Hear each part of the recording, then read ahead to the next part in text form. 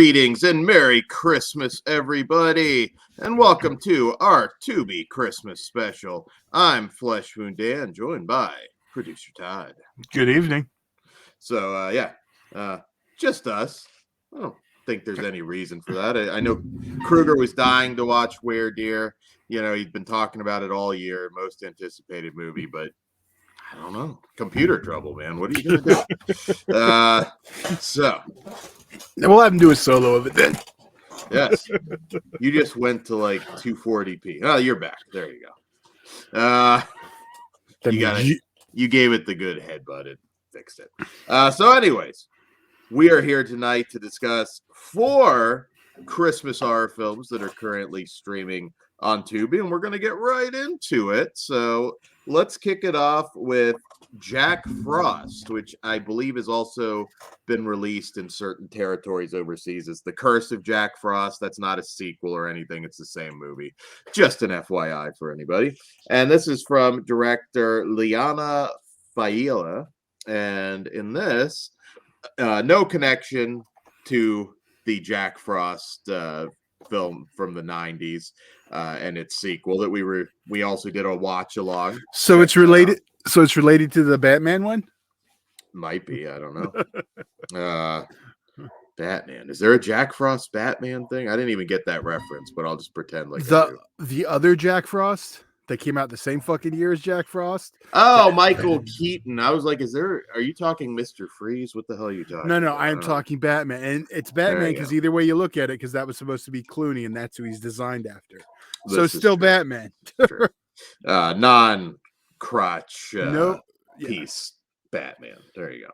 All right. So in this one, a family is terrorized by a Christmas demon, Jack Frost, and must learn their family's dark secrets that link to why they are cursed. This Christmas, Jack will stop at nothing to exact his vengeance on those left in the bloodline. All right. So this one starts off kind of interesting with an opening narration about the origins of Jack Frost, being jealous of Santa being the ruler of the Arctic colonies, I believe they call it, and some nice little backstory. Jack basically being exiled, leading to a great war, killing 2 of Santa's sons, murdering Santa's wife, and then being captured, tortured, and dismembered with his parts scattered. Sounds pretty fucking cool. That was a fun opening to sort of set the scene. Then we jump to the present day, where, of course, Jack is back and wreaking havoc on the bloodline, the oblivious bloodline. Oh, well, we better warn Ozzy. I was going to say, you better get Solo out there to handle that shit. He's going to make me an honorary Oos one day. I feel it. I think I'm like getting that close. But I shouldn't have encouraged this. This is my fault. But anyways. So present day. I forgot to also say, this is from the same writer that did Killing Tree, producer Scott Jeffrey, who's literally like made a couple hundred films in like a short amount of time, directed like 25, produced like 100 plus. It's insane. He's also going to be the producer on Winnie the Pooh, Blood and Honey. So these UK horror films are really jamming them out there. Once we go to present day, and they're definitely quantity over quality. In some cases, there's some that they're reasonably well made. I'm not saying they're all good, it's quantity over quality. Absolutely, that means a few of them might be good, but it's definitely watchable. So when we jump to the present day, obviously you kind of that epic narration, it's kind of hard to live up with that. The killer looks okay. Jack Frost, looks decent, mask, guy in a, practical human being over a CG monstrosity like we got in a lot of those Krampus knockoffs. That's a good thing. And I'm sure Kruger would tell us exactly where that mask came from, because I know the UK ones he always knows. Yeah, he always knows. So one issue I had with Jack Frost is I could understand maybe half of the dialogue that came out of him. It was a big issue between the accent and maybe something going on with the mask. It was very difficult to understand. Really? I didn't have him. that. I didn't have that issue. I definitely did. There were several moments where, I mean, you get the gist of it, I guess, but it was an issue for me. You can let us know in the comments if you thought it was a problem, but the accents don't bother me. So yeah, no, they don't bother me either. I just didn't think it was clear. Okay, that might have been. I should state like I can hear through weird. I used to be able to like when I worked at the old people's home, I could like understand the people no one else could. So okay. Well, there you go. Maybe just more of a me thing. Or more of a me thing. Why I understood. Yeah. The killer was fine. I mean, is this going to?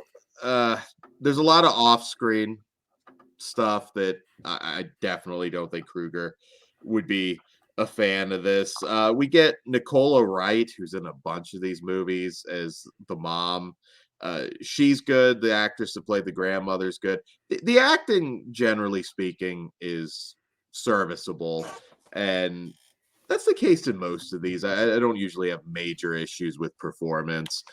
Sometimes one of the main issues with these is padding, which this wasn't quite as bad on that front as it's been in a lot of in a recent one in particular we did that I've already kind of forgotten about. There's not it's just one of those ones. It's not terrible. I can't really think of a major like why you have to go and see it unless you're just starving for a Christmas horror movie that you haven't seen. I mean, gore wise, it kind of consists of girl gets dragged off by Christmas lights that come out of nowhere. They do recreate the sleeping bag kill to Jason Voorhees. That was kind of fun, but for the most part, this one just it's not gonna satisfy you if you're just looking for cheesy goodness that you can certainly go to the other Jack Frost movies for. I think that's the problem with a lot of these UK productions. Plays it too straight, for the premise. Well, not even just that. They're too bland. Like they need to lean one way or the other. And with the writing on a lot of them, they need to lean to dumb it down and have fun with it. Yeah. So yeah, the basic ideas there. I mean, Jack kind of turns people into like zombie type things, and all of it. And there's some moments where like it feels like they're trying to have a little more fun with it. Take that, you frosted fuck, was a line at one point. See, it's those lines actually made it weird because they didn't seem to fit with everything else. Yeah, lean into it more. Like I think, yeah.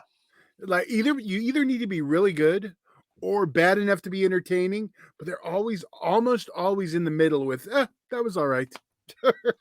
Yeah. And then it's kind of selective because like at certain points, Jack Frost is just dealing with them, fighting them kind of conventionally. Then it's like he's got God powers and he can just open a sinkhole in the ground. It's like, oh fuck, well I think he could have ended this a lot sooner, Jack.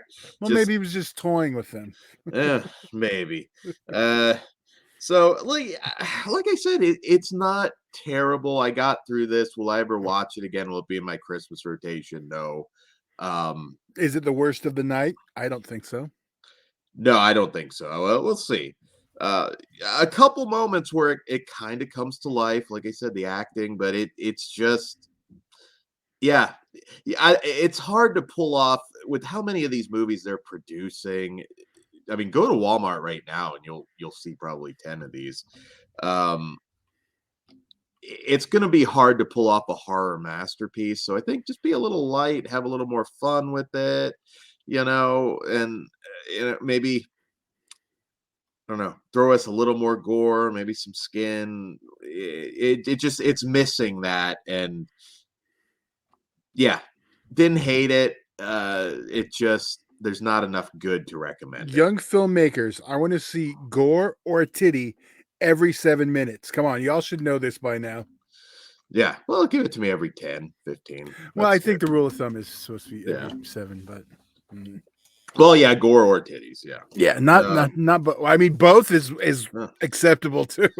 I mean, he could have used his frost power to give us a little nipple action, you know. Well, 1997 Jack Frost is a high bar. Yeah, well, he didn't even do that. So right? Yeah, just get a little nipple action, some Jennifer Aniston action going there. So yeah, anything else to say about this one, Tad? Why is nipple action Jennifer Aniston action? I'm just curious. I've never heard. She was it. notable for that on Friends. Always the okay, yeah. I was thinking nip slip, not okay. No. Well, yeah, we need that. So I'm a 2. Yeah, it just like the opening. There's a few fun. The sleeping bag kill was a nice little homage, but this is not a lot. You don't have to see this. You're going to get more because it sets it up for what's probably going to be 2 or 3 sequels. I'm sure. 2 or 3. Why are you saying it's so low? Be the new Rob. Maybe it'll be the new Robert the Doll. Another British low budget franchise. What say you, Todd? What'd you give it? I gave it a 2. See, that still seems a little high to me. I mean, it's not that much below average. It just, I don't have anything to shit on it hard about. I think it's the rewatchability problem is my biggest one, but I could rate something a 2 and still watch the shit out of it. So you know what? Yeah, you're right. It's not like bottom of the barrel. So I'll do it a 2 also. Sweet. All Slightly right. below average. That works. All right. Moving on next to our next film, probably the most interesting title of the night, and that is Weredeer from director Andrew Dyson.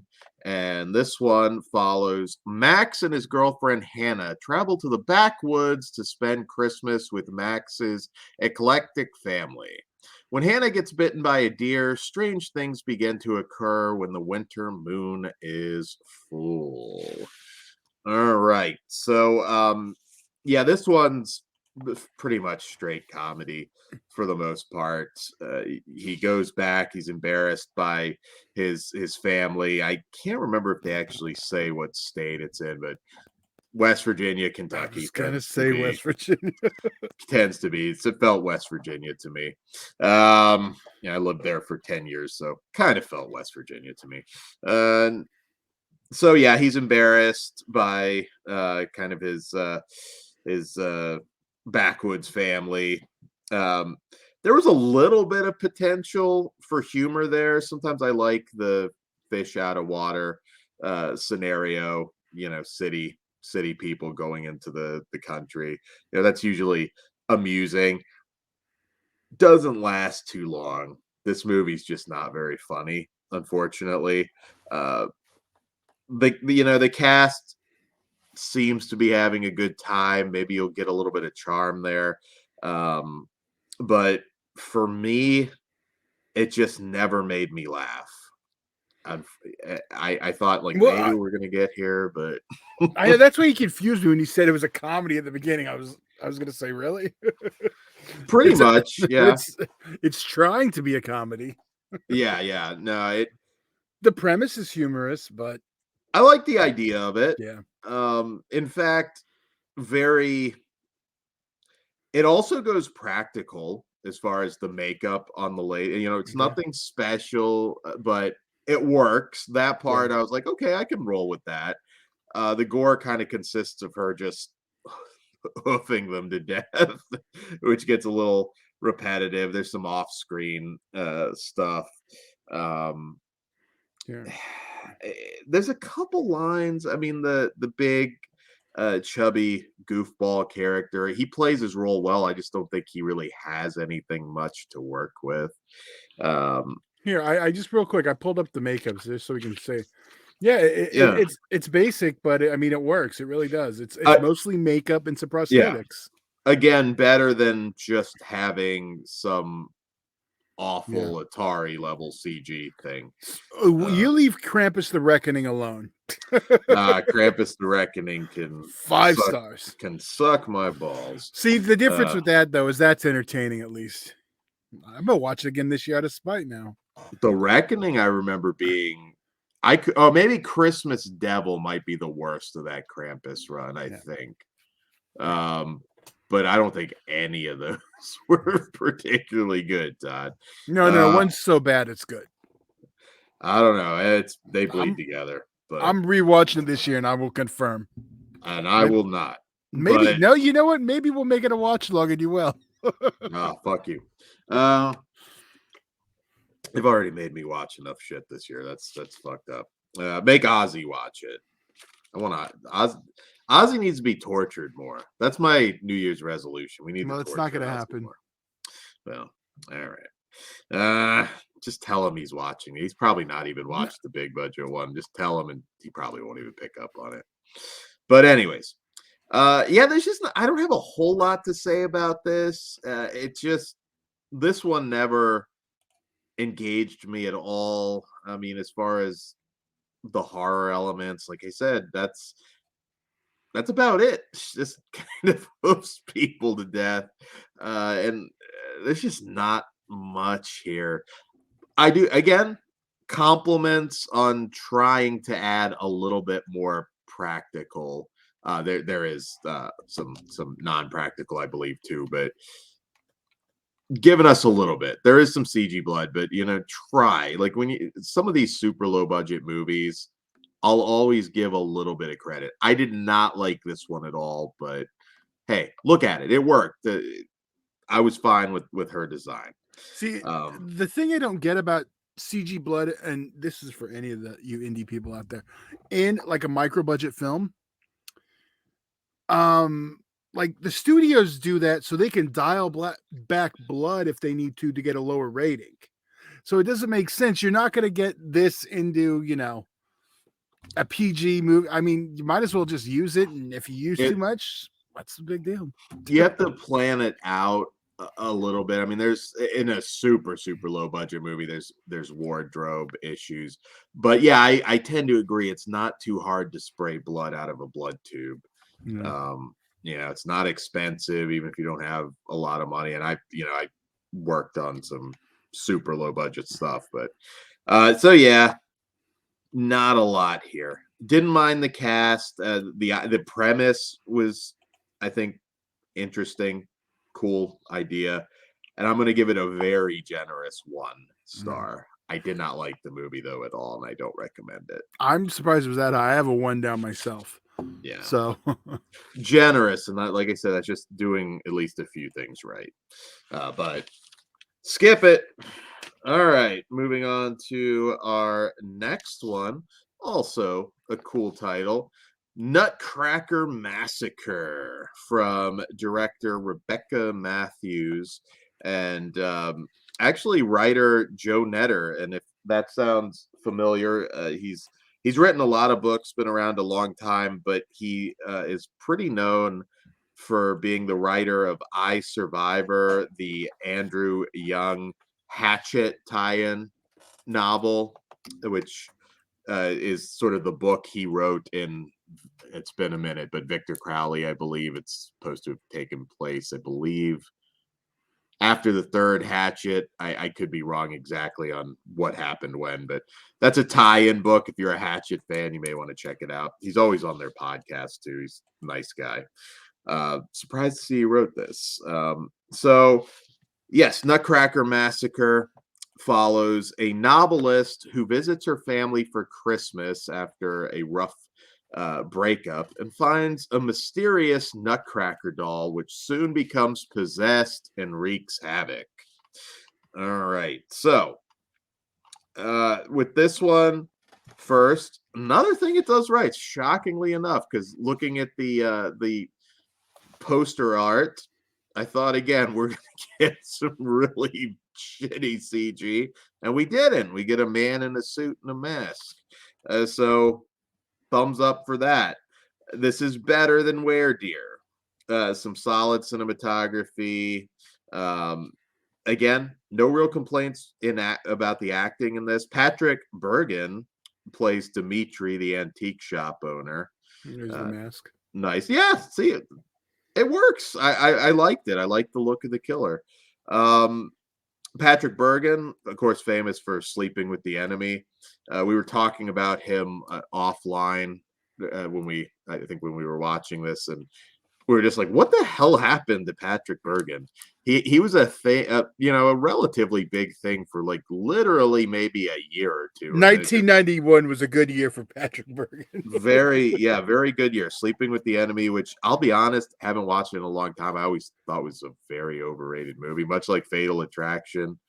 I think Sleeping with the Enemy is better. But you know what? The believability factor of Fatal Attraction always what fucks with us. Yeah, it's been long enough with Sleeping with the Enemy. I just renting it as a kid or teenager or whatever. I don't remember liking it very much, but yeah, Patrick Bergen's always good. Just his moment in his 5 minutes was 5 minutes. He didn't get a minute more. And he's been in some really low budget stuff. This one, unfortunately, I'm just not really engaged in kind of the lame soap opera aspects of this. The boyfriend coming back and trying to win her back after cheating on her. The family, it very weak kills, unfortunately. In this one, it's like you get the practical, in non-CG killer. Unfortunately, maybe we sacrificed the kills with that one. And there's some, particularly her cousin, the lead's cousin, kind of wanted to see horrible things happen, and we just don't. It just doesn't deliver on the slasher elements. Once again, Krueger would have been in hell. I feel I know him well enough to kind of give his opinion on this one. But did you notice one thing really weird? Because this is pretty light on the blood and gore. But then we get that scene out of nowhere, which I swear maybe they filmed after because they thought they needed a little bit more, where we get the some nutsack trauma, let's just say. Oh yeah, and I have that in my notes. And I was like, that feels like it belonged in another movie. Yeah. And it's not the best effect, but it made me laugh, so I'll give it that. And once again, these movies need a little bit more. It doesn't matter that it didn't look like a great effect. That works. But man, there's like none of that in the rest of the movie. I really think they might have been like, oh, we might need a little more bite here, and they added it later. I'd be really curious if maybe anybody worked on it and would know, because it really good wording. There you go. So it felt like it belonged in another movie we recently reviewed. Yeah. Which also involves a nutcracker, so it's perfect.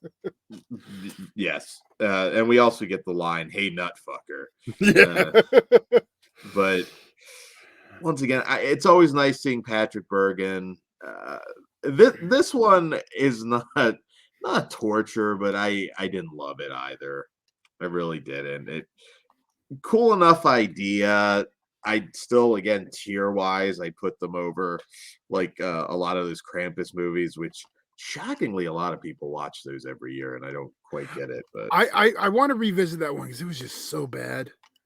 You go for it. If you want Dan to watch it, we should watch.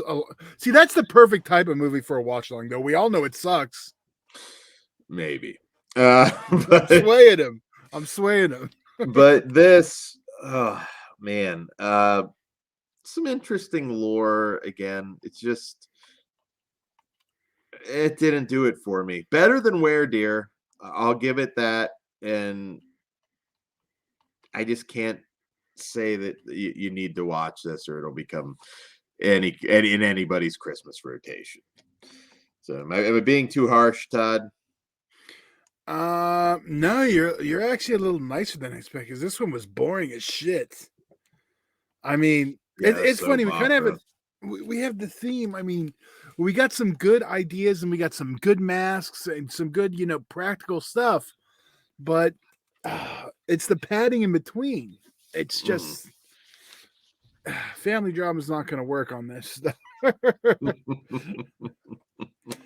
No, definitely not. Yeah, well, let's go ahead and rate it. I don't have much else to say. I look, I like Patrick Bergen. I like the look of the Nutcracker and the random nutsack trauma out of nowhere that had to be added in. Uh, I I'm still a 1 though, but I did like it better than Weredeer. Yeah, 1. There you go. All right, so What the let's hell? see. When no one else is here, we don't have disagreements. What the hell? But it is. These are our types of movies that we're going to pretty much be on par with. Yeah, so let's see. Maybe saving the best for last. Maybe we will see. And that is He Knows from director Stephen Morris. And in this one, little Christina watched Sammy the Elf kill her family. When he returns to punish the naughty in a small Midwest town, she must save her daughter from the same fates. All right. Um so I think this is definitely the better made of at least of the last 3 in terms of, again, just the look of the film. I'll get it out of the way. Coolduder does appear as a cop. I was waiting for it. You lasted longer than I expected. He covers up his forest fire of a haircut with a police beanie, which I don't know, Todd, am I having do cops wear beanies that just say police on it? I can't. I know they can wear beanies in, like, depending on the part of the country. To me, that feels more swamp meaty. But you have to remember where I lived in. It's not fucking snow weather. Yeah, I just can't imagine like Coolduder as a cop. You better put that down. You better put that down. At least he has buddies on the force to help him out when needed that way. There you go. I could see him as like a mall cop though. I could see Coolduder like riding around on a Segway. Like that I could see. Coolduder, these are Dan's thoughts. I have no beef. I'm just saying he'd make a good mall cop. Paul Blart 3. Yeah, maybe Walmart's could like hire him, like just throw him some free DVDs or something. Well, when they stop selling Blu-rays, they'll probably have to. Yeah, I have a whole. I don't want to turn this into your Coolduder. I'll save it because it's a pitch, but I have a Coolduder pitch, but I'll do it on Patreon because it's kind of rude, but it is funny. I think Jay and a few people know what it is, but anyways, to the movie. He's not a major part, although he's got like top credit for some reason. He's a name, I guess. I suppose he's like, so. I'll do the movie if I get to cover it, and I get top billing, and then they got him. Yeah, it's so random. Like it'd be like back in the days, like, hey, do you think we can get the Grey Poupon guy? We need a star in this picture. Whoa. How dare you compare the Grey Poupon guy to Coolduder? That's true. What would I don't know. Like some baby from a Gerber commercial. There you go. Yeah, his hair looks about the same, so it worked. Like kind of half grown in, sort of fucked up. But anyways, we're not here to talk about that, Todd. Apparently we are, because I've been trying to. Anyways, so the movie opens up kind of dickhead sort of stepdad threatening the stepson, and ends up leading to a guy in an elf mask, Sammy the Elf, bludgeoning him. There are some nice kills here and there in this movie. Again, we get some practical stuff. Really weird to have a string of them like this do that. Right? Really, really weird. I mean, there is some CG in these, but just by and large, like that's a weird thing that we get. Yeah, we get like a gutting. this film's very sleazy. Like, we have a bunch of like crack whore characters, and it's sleazy, but it doesn't deliver on the sleaze, and that's a big issue. I'm like, it's like the feel is there, but it's like they can't or won't deliver on it. Um, yeah, because like when we get to the cabin and the asshole dudes show up with I think they're supposed to be hookers. That maybe they're technically not, but I believe they were hookers. I just thought they were whores. Yeah, no, they yeah, no offense to any actors, but yeah, that's essentially the character.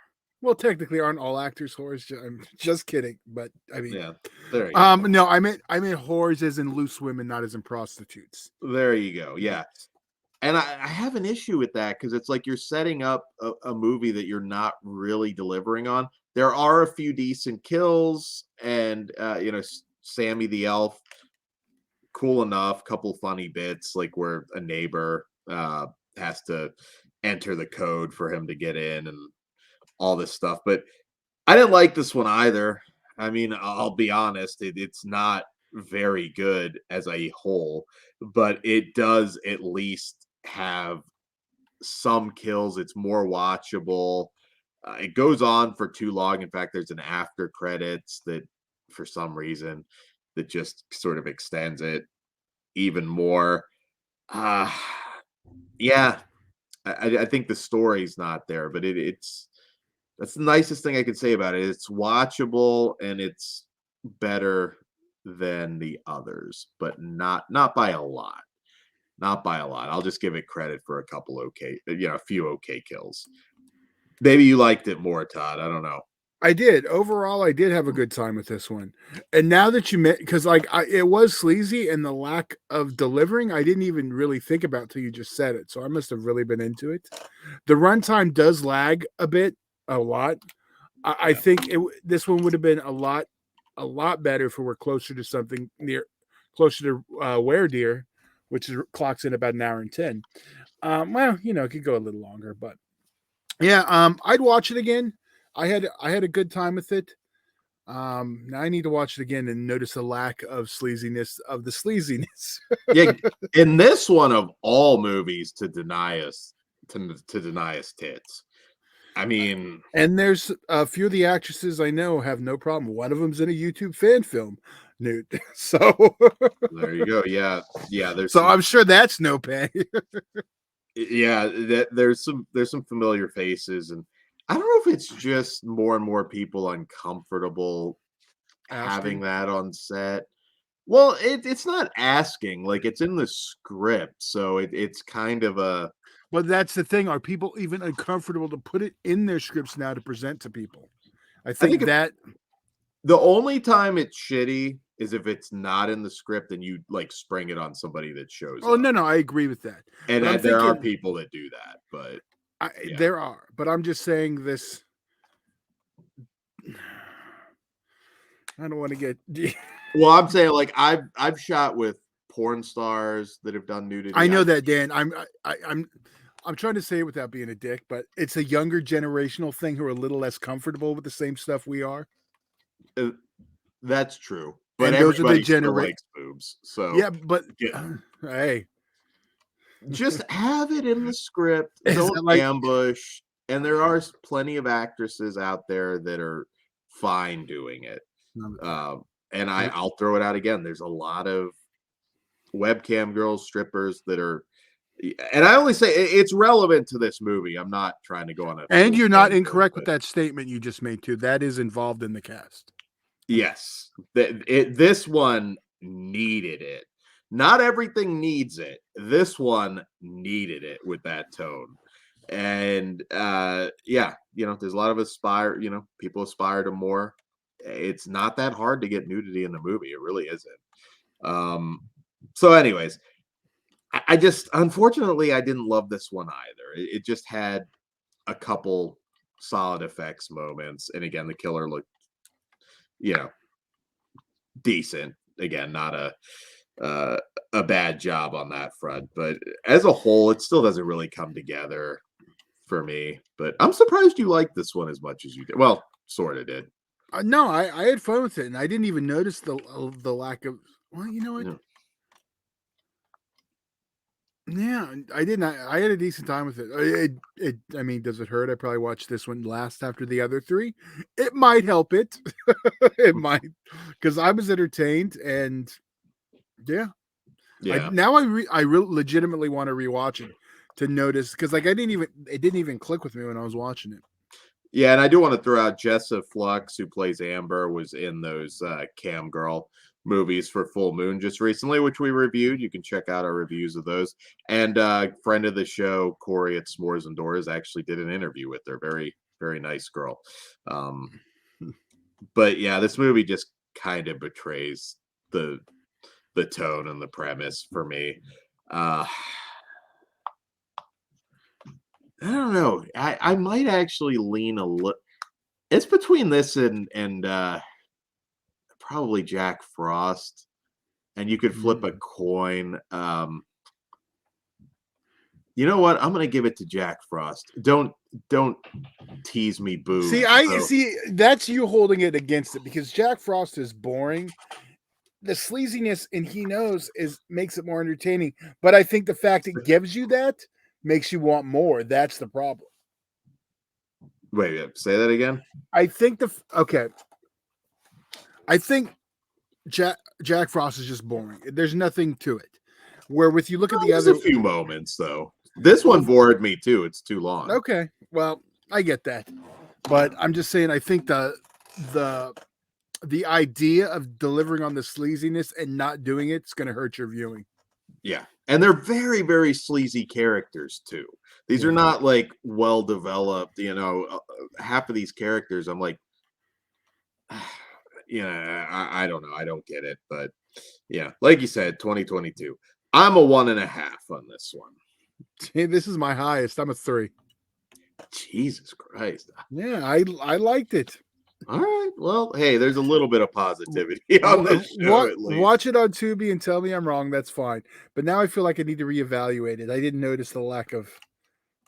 Yeah. No, there's none, unless I was a blink and miss. But no, I don't believe there was any. So unfortunately, that's how it goes. And there's plenty of Christmas horror movies this year, though. This isn't even it for low budget. There is a ton. I know. Chris Massacre is one. Christmas Crafter Massacre. There's a whole bunch of like super low budget ones this year for you to enjoy. There is every year. Every year there's, like I say, there's more Christmas than Halloween stuff. What do we get? 1 or 2 Halloween movies a year themed, maybe 4. We don't get a lot. Christmas, you get like dozens. Every year it's the same thing. Yeah, it's an easy gimmick to exploit, but hey, at least they're free on Tubi, so you can check them out without hurting your wallet. So guys, on that note, patreon.com/fleshwoodfeatures. We'll have some original content for you, some uncensored content. Check that out, please. Also, be sure to like, share, subscribe, share these links on your social media, and comment in the comments. That really helps. That really helps grow the channel, engagement, all that good stuff. And if you haven't already, you're getting down to the wire. So order the Christmas Cruelty Blu-ray from Unearthed Films. We're all over the extra features, that great documentary on there, which is about more than just Christmas Cruelty. Really good watch. And what else have I not pimped? Listen to Wednesday's show. We got some really good reviews on there. Slash Miss. Slash Miss. Well, you can listen to Slashtober too, but Slash Miss and all our great Christmas horror content. On that note, good night, everybody, and we'll see you back here next time.